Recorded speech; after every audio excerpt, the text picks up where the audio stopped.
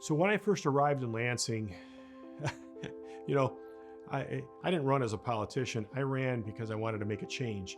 And let me tell you how far off I was. When I got to the state capitol, the day we were supposed to have our swearing in and doing the different things that we had to do to get ready to be a state representative, I showed up at the capitol. I didn't know where to park.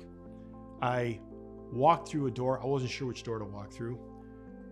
And the direction says, report to the House of Representatives. And the first thing I thought was, where is the House of Representatives? And so I asked one of the tour guides, ma'am, can you help me? Where's the House of Representatives?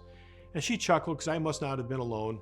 She says, Representative, follow me. So she brought me to the House of Representatives.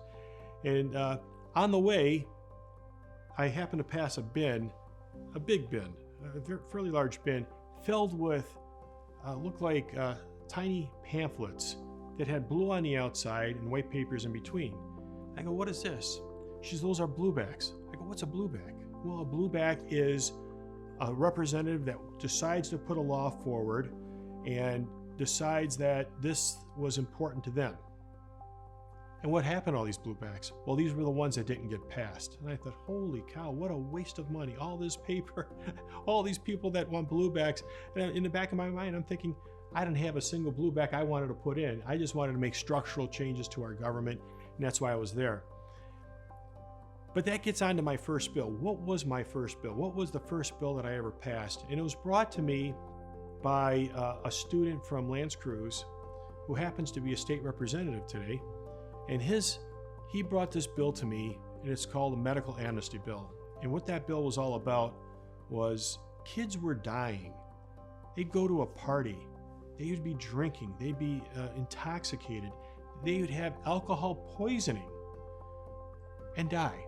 And you say, why did this happen? Well, because kids were afraid to call to get help. Because if they called to get help, everybody would get an MIP in the room, including the kid that is perhaps on their way to the hospital. So we passed this and tried for years and years to try to get it passed. We got it passed so that now if a kid is at a party and they're in trouble, one of their friends can call and they can claim medical amnesty for themselves and for that child. When I say child, an adult that's underage drinking, from getting in trouble, getting an MIP, potentially losing their scholarships because of that one incident. What's also important with that law was the parents were notified that there was a problem and an issue, and their parents can take proper steps and address the issue. But that was my very first bill, and I didn't realize how popular it would be because that bill ended up crisscrossing the country. Other states enacted it, and I know for a fact it has saved lives and probably one of the better bills that we passed up there in Lansing at the time.